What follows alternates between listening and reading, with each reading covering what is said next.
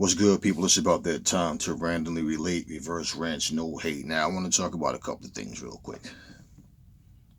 First thing I want to talk about is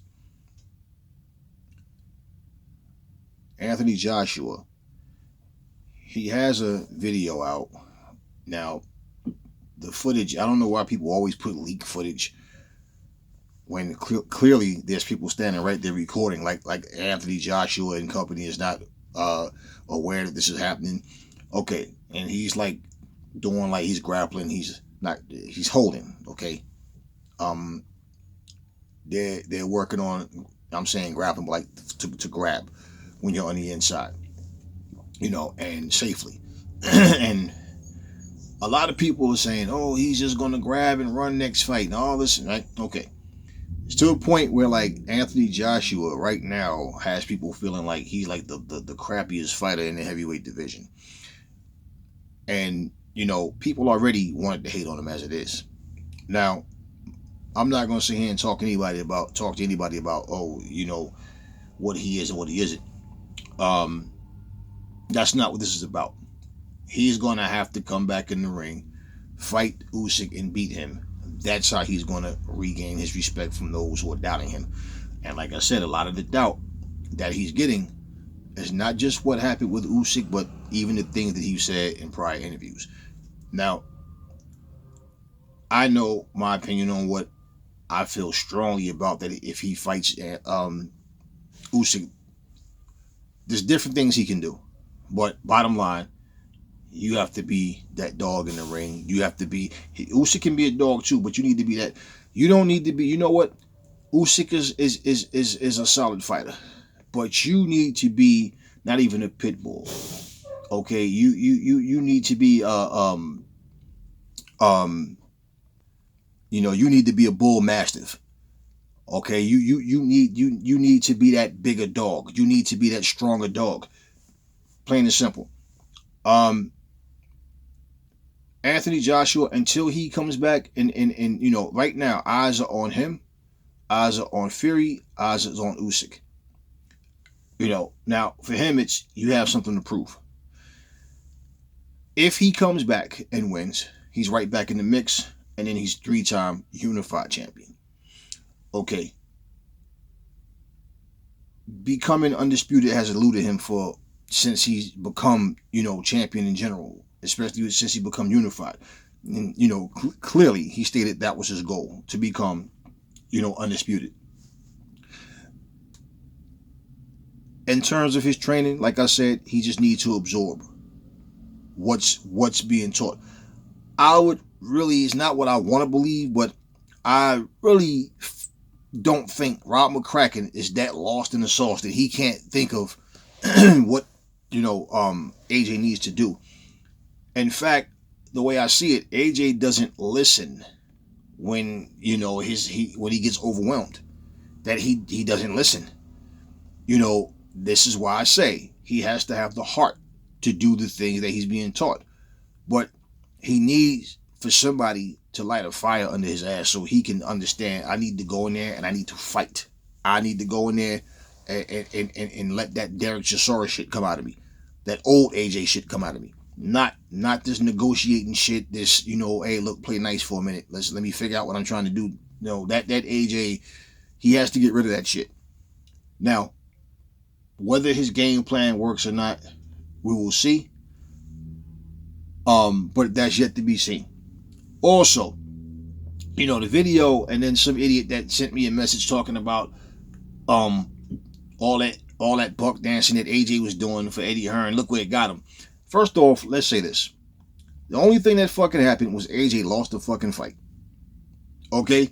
Two in total, but lost the fucking fight. That's all happened. I don't understand what the fuck the buck dancing talk is about. Because first off, do you see any black promoters all over London, all over the UK that's doing what Eddie Hearn is doing? I don't understand what the fuck skin color got to do with this, especially when this is coming from people who are Deontay Wilder's biggest supporters. This is not about Deontay Wilder. But like at the same time, is Shelly Finkel black? Like we're going back down this road. I don't understand what the buck dancing talk is. Okay, example. Let's say Anthony Joshua was a white Brit. And the same exact things occurred. We wouldn't hear anything about any type of buck dancing. Only thing you'd hear is the two white boys from the UK. Blah, blah, blah. I don't even understand. It's like you guys are just trying to find something to talk about. Because in all honesty, what the fuck? I mean, what I'm saying, what the fuck do you guys consider buck dancing? Like, for example, you got guys like Leonard Ellaby, you got management, you got promotions with what's the other guy? Al Heyman, all that. These guys want to keep shit in house. Now, if Eddie Hearn was doing that, oh, I only want Matchroom to fight Matchroom. You guys would be all over that, and you know it. But because it's not, it's the other way around. It's, oh, well, we over here building. What do you mean? What do you mean? You're over here building. And you had the nerve to say Tyson Fury came over here and did what AJ was supposed to do. Hold up. Aren't you the same one that said the reason Tyson Fury came over here is because he couldn't go back to the UK? Because basically they was going to reopen his case for cheating. Wasn't you the same ones that said that was the reason why he came over here? Now all of a sudden you want to forget what you said. You guys are crazy.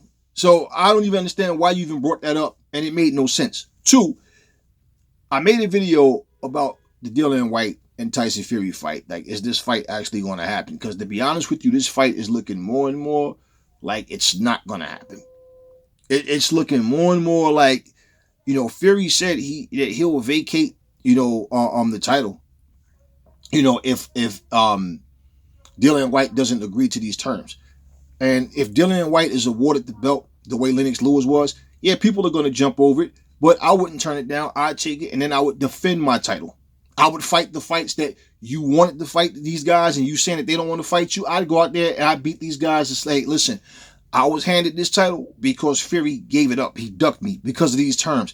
What terms is it that he's going to have to agree to? And already they said no rematch clause.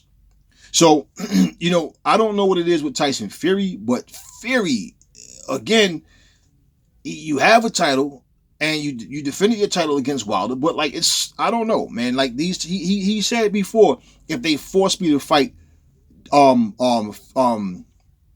Whyte, that he vacate the title. He said this a couple years ago when he first got the title, and they were talking about him fighting Dillian Whyte. Now it's like he's saying this again. If he doesn't agree to the terms, we'll just move on and fight someone else. And if that's the case, believe that they'll be trying to reach out to AJ. Hey, man, listen, whatever type of money they can agree to, if AJ would agree to step aside money, which that's AJ's decision. And in all honesty,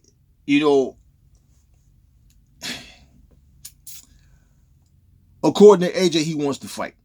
I don't see that as a noble thing to do, to just take the money to step aside so Usyk can go and fight Fury.